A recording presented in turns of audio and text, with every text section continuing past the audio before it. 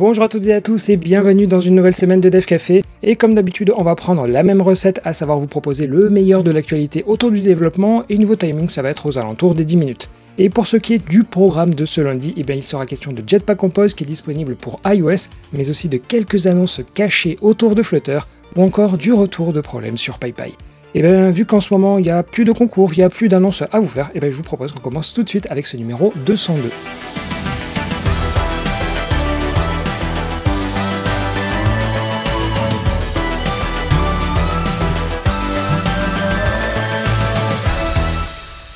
Pour commencer, en fin de semaine, Apple avait sorti des nouvelles versions stables pour ses différents écosystèmes, et je vous avais dit que niveau changelog, c'était pas super intéressant.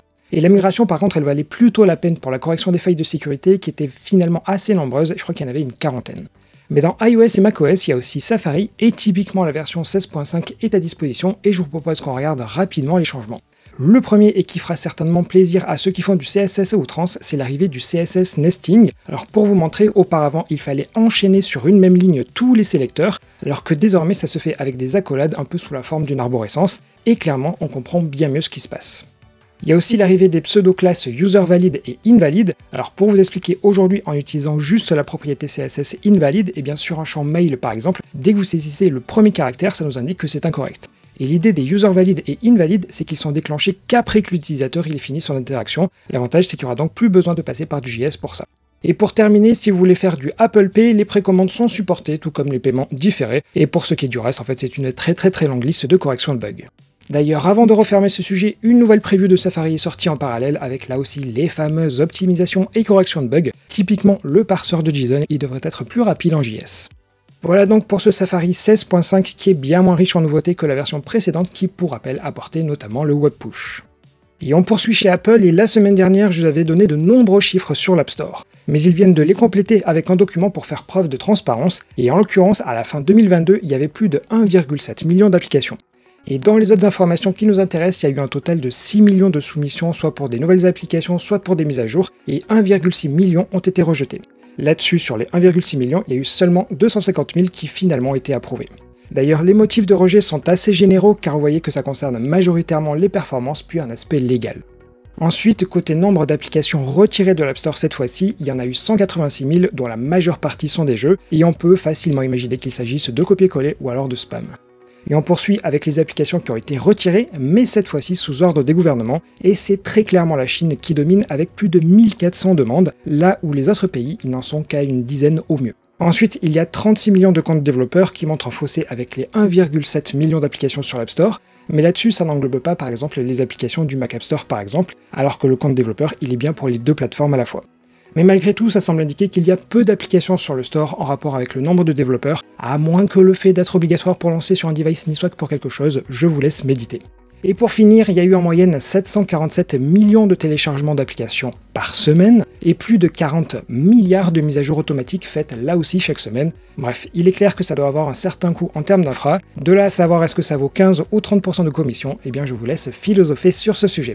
Bref, c'est la deuxième fois qu'Apple fait preuve de transparence sur l'App Store en faisant finalement bien mieux que le Google Play. Alors certaines mauvaises langues diront peut-être que c'est parce que les boutiques d'applications tierces feront bientôt leur apparition, mais voilà, vraiment c'est juste qu'une supposition. On reste toujours sur iOS, et quand on veut faire du multiplateforme, il y a aujourd'hui plein de solutions comme React, Flutter, Unique et j'en passe. Mais Kotlin n'est pas en reste car il existe déjà Kotlin Multiplateforme Mobile ou KMM pour aller plus vite, et qui permet tout simplement de partager le code métier, mais en revanche, l'interface graphique, elle reste à faire à la main. Et en fait, il faudrait plutôt dire rester à faire à la main, car Jetpack Compose, qui permet de faire les interfaces sur Android, peut aussi être décliné sur iOS. L'idée c'est que le code que vous avez fait pour Android, il pourra maintenant fonctionner sur iOS. Et en plus, pour bien s'adapter à l'écosystème, vous pourrez aussi l'intégrer dans du UIKit ou du SwiftUI. Malheureusement, le petit point négatif, c'est qu'il n'existe que des widgets matériels pour le moment, et il n'est donc pas encore possible d'avoir l'interface d'iOS, à moins bien sûr que vous le codiez à la main. Mais bon, tout ça n'est qu'en alpha pour le moment et vous pouvez tester les exemples qu'ils mettent à dispo. À noter d'ailleurs que Jetpack Compose se décline aussi pour le desktop, mais c'est pas en fait l'objet ici.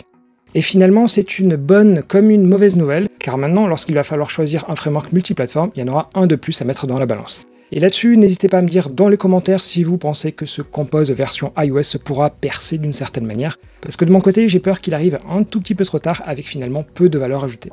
Allez, même si on n'a pas fini avec les infos aujourd'hui, je vous propose qu'on bascule quelques secondes vers les actus en bref.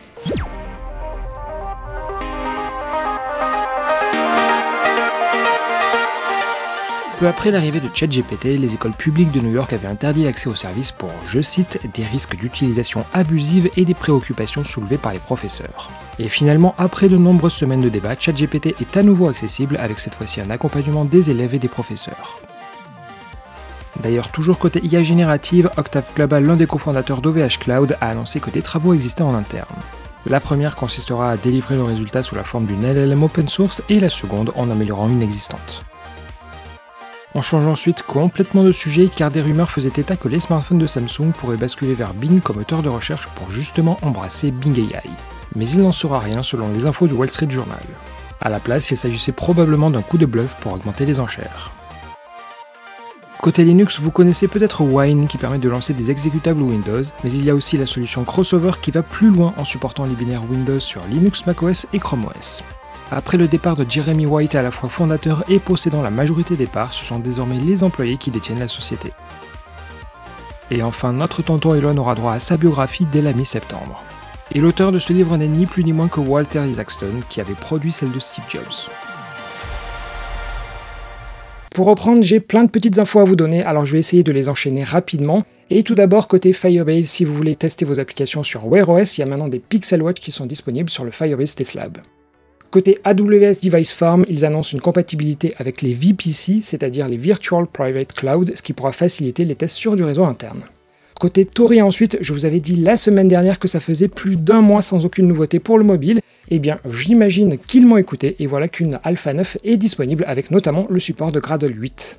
On change d'outil et si vous utilisez Maestro pour faire des tests end-to-end, la version 1.28 est sortie et elle prend désormais automatiquement une capture d'écran en cas d'échec d'un test, comme ça vous évitera de le relancer à la main. Ensuite, côté IDE, les versions de test d'IntelliJ 2023.2 offrent le support de l'intégration GitLab. Ça veut donc dire que depuis l'IDE, vous pourrez travailler directement sur les merge requests. D'ailleurs, c'est vraiment que le début du support puisqu'il devrait s'enrichir au fur et à mesure des mois. Et ensuite, côté Chrome, la Privacy Sandbox va passer en General Availability, c'est-à-dire que les API elles seront bien intégrées au navigateur dans sa version stable, mais elles ne seront pas forcément activées pour tout le monde. L'idée c'est que Google va faire un déploiement assez lent, avec dans un premier temps seulement 1% des utilisateurs qui laisseront de côté donc les cookies au profit de la Privacy Sandbox, mais ce ne sera qu'au premier trimestre 2024. Et voilà donc pour ces 6 infos qui, je l'espère, vous seront bien utiles pour commencer la semaine. On poursuit, et même si on a une nouvelle version de Flutter à la Google I/O et surtout Dart 3 d'ailleurs, eh bien en tant que tel, il y a eu peu d'annonces sur le futur car elles avaient déjà eu lieu au mois de janvier. Mais malgré tout, il y a toujours des petites annonces qui se glissent, et typiquement sur un article qui a été publié la semaine dernière à propos du support d'iOS, il y a quelques petites infos. Bon, en gros, je vous zappe la majeure partie du contenu qui évoque notamment l'utilisation du moteur Impeller, et d'ailleurs pensez bien à basculer vers la version 3.10.1 car il y a pas mal de bugs visuels sinon. Et si on scrolle tout en bas de l'article, eh bien ils évoquent une roadmap sur le support iOS dans les prochains mois. On nous rappelle FFiGen qui permet d'appeler directement des API Objective-C et Swift depuis Dart sans passer par une couche intermédiaire. Eh bien c'est en preview depuis l'été dernier et ça va le rester encore car tout n'est pas implémenté à 100%. Mais surtout, on nous apprend que les App Extensions vont bientôt être supportées, alors concrètement ce sont plein de fonctionnalités qu'il y a dans iOS, par exemple pouvoir s'interfacer sur l'écran de partage ou alors proposer des emojis sur iMessages, bref c'est vraiment une brique très importante. Et comme vous pouvez le voir sur l'issue, il y a encore beaucoup de choses à implémenter, mais ça permettra de mieux intégrer Flutter à iOS.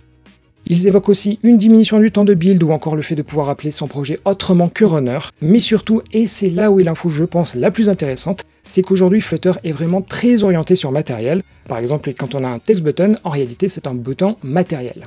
Et pour essayer de corriger ça, ils annoncent 2 changements. Le premier, c'est que l'adaptation à la plateforme se fera de manière plus naturelle. Alors dit comme ça, c'est un tout petit peu flou, mais est-ce qu'il s'agira de plus de widgets adaptatifs, comme on a pu le voir avec les radio buttons par exemple? Eh bien, on verra ça. Et le second changement est plus général car ils veulent faciliter la personnalisation des widgets avec nos propres design systems. Là aussi, c'est très flou, même s'il existe déjà des extensions pour les thèmes. Bref, en général, il faut retenir qu'il va y avoir les extensions sur iOS et que la partie graphique, elle devrait être plus évolutive, on va dire, dans les mois à venir. Et pour terminer, PyPy, qui est le gestionnaire de dépendances pour Python, n'en finit pas d'avoir des problèmes. Alors au moment où je tourne cette vidéo, ça fait une bonne journée qu'il n'est plus possible de créer des nouveaux projets ni de créer un nouveau compte utilisateur, et ils indiquent, et je les traduis, le volume d'utilisateurs et de projets malveillants créés sur l'index au cours de la semaine dernière a dépassé notre capacité à y répondre à temps, en particulier avec plusieurs administrateurs PyPy en congé. C'est donc simplement un problème temporaire qui devrait se terminer dans les prochaines heures on va dire, mais ça fait un problème de plus à souligner pour ce gestionnaire de dépendance. Bon, je vous ai dit que le sujet sur PyPy c'était le dernier, mais quand même j'en ai une petite dernière car je suis tombé sur ce tweet qui est un troll qu'une conférence PHP s'est faite à elle-même. Car en fait, si une conférence elle est obligée de dire que PHP n'est pas mort, c'est probablement qu'il y a un problème. Bon, comme on dit, je dis ça, je dis rien. Et voilà, il est le temps de s'arrêter là pour cet épisode de Dev Café. J'espère comme d'habitude qu'il vous aura apporté joie, bonheur et connaissance. Et bien si tel est le cas, n'oubliez surtout pas de mettre le petit pouce en l'air sur cette vidéo.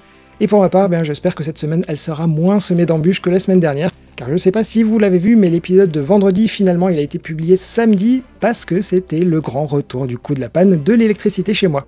Bon allez, sur ce, je croise les doigts pour que tout aille bien cette semaine pour vous, mais aussi pour moi.